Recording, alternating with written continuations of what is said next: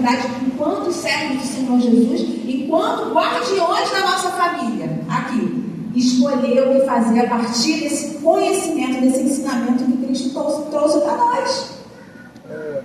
Porque o próprio Cristo traz o antídoto aqui para a gente, é aquele que vem a mim, eu vou a Cristo, me ouve, mas que pratica. Então, o que a gente subentende aqui?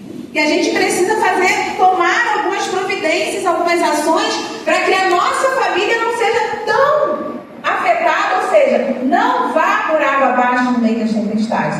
E uma delas é o quê? Eu falei que a nossa mentalidade, o nosso modo de pensar, que já está ali pelos pensamentos automáticos, determinado por um monte de verdades estabelecidas lá atrás, quando eu aprendo que Jesus Cristo é o Senhor da minha vida, que Ele é a rocha, que sem Ele nada eu posso fazer. Eu estou o quê? Trazendo verdades. Essa verdade, ela precisa ser o meu óculos, eu interpreto a partir disso. A partir do que eu interpreto, eu sinto, a partir de como eu sinto, eu me comporto. Então a gente tem que voltar lá atrás e cuidar do quê? Daquilo que entra, porque o que contamina é o quê? Está entrando. Quem eu estou escutando? Quais as pessoas que eu estou escutando? Essa semana eu escutei, eu faço atendimentos online de pastores pelo mundo e pelo Brasil afora, e um pastor muito aflito, porque a própria esposa estava recebendo dentro da igreja um aconselhamento de se separar, porque ela podia viver muitas outras coisas. Olha isso!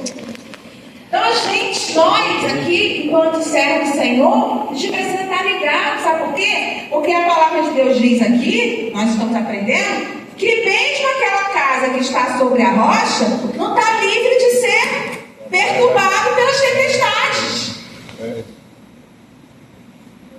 E as ideologias, o projeto satânico para destruir o mundo, a sociedade, começa destruindo a base. Qual é a base?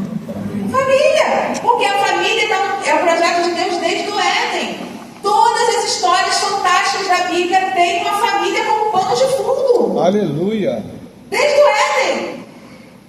Interessante que até a vida do Senhor Jesus, né, pastor? Eu estava pensando nisso.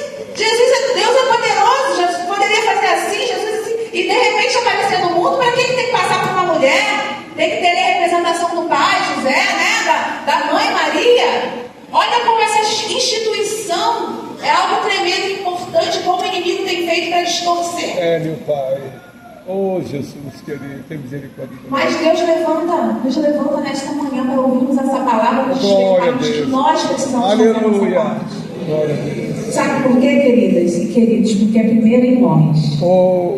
Depois através de nós. Oh, glória.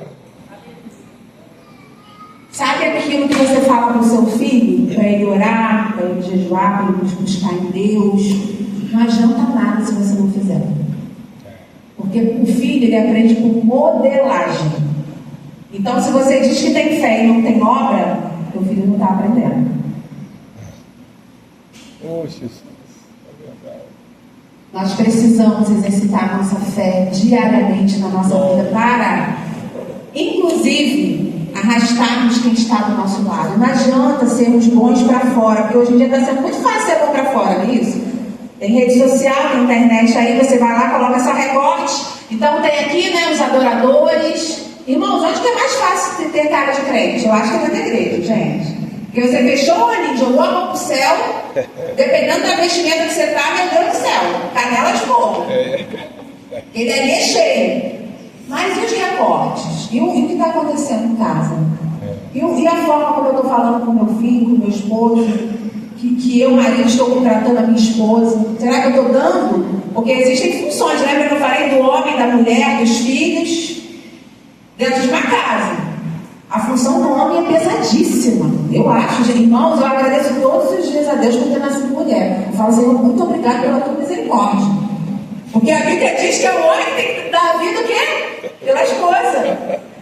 Meu Deus, sabe que tem que dar, mas eles têm que dar. E o que nós estamos vendo aí? Eu atendo crianças de 9 anos, falando, o homem não presta, o homem é tudo igual. E eu, na mesma hora, repreendo no nome de Jesus. Amém, glória a Deus. Porque a sociedade está querendo desconstruir a figura do pai, a figura do homem. E nós, mulheres, muitas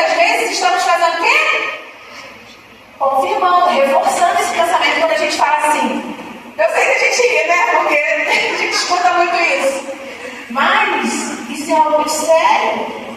Porque cada vez que a gente escuta e não se posiciona, a gente reforça. Não, homens não são todos iguais, assim como mulheres não são todas iguais.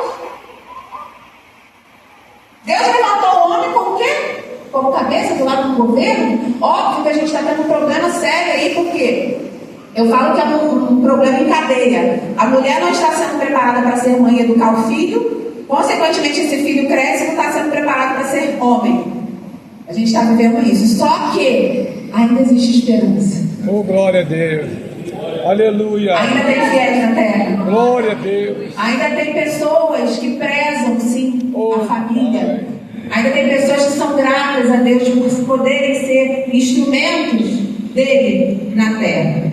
Aleluia. E vamos seguir aqui, porque eu tenho agora pouco tempo. Eu falei sobre as tempestades da vida, né, que são inevitáveis. A Bíblia fala sobre o mundo três aflições, mas tem de bom ânimo, eu venci o mundo. Ou seja, Cristo, ele diz que teríamos aflições, ele nunca falou o contrário. E aí algumas pessoas falam assim: ah, mas você já conhece, você já experimentou, você tem tudo, por que você está passando por isso? Como eu ouvi essa mãe falando: poxa, mas por que meu filho foi levado assim?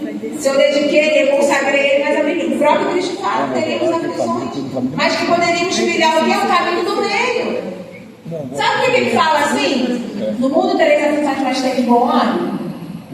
Porque é possível ter uma vida assim também abundante. Não estou falando aqui de abundância financeira só não, tá? Não que você não possa ter, não é isso. Estou dizendo que sim, é possível você sofrer e ser feliz às vezes em família.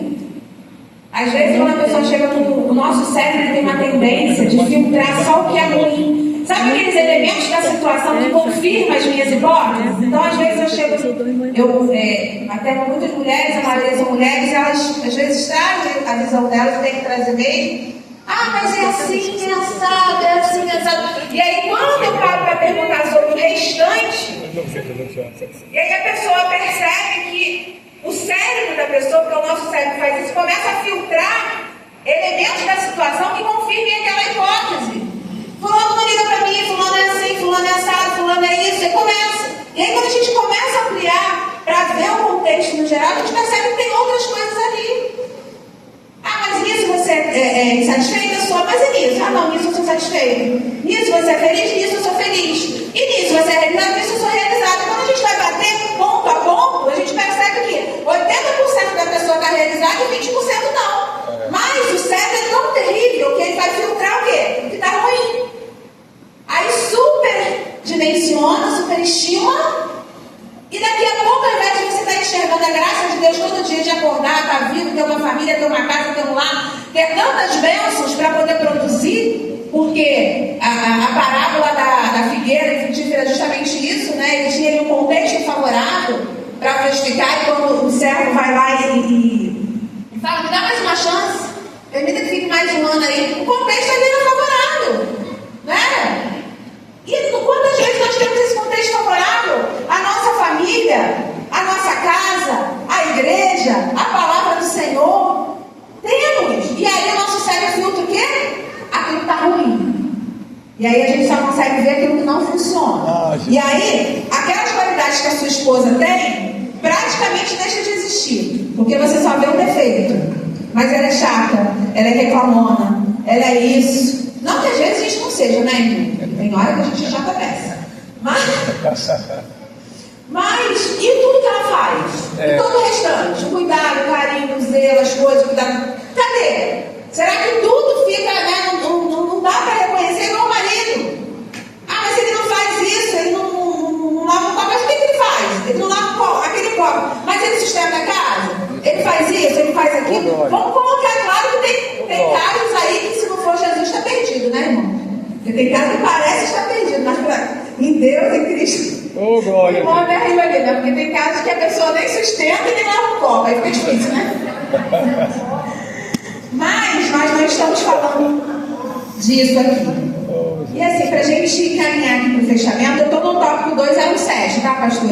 Pastor, eu sempre esqueço, eu não tenho essa habilidade de compilar.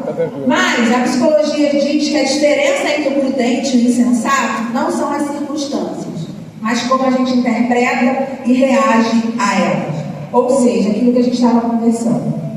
A forma como eu interpreto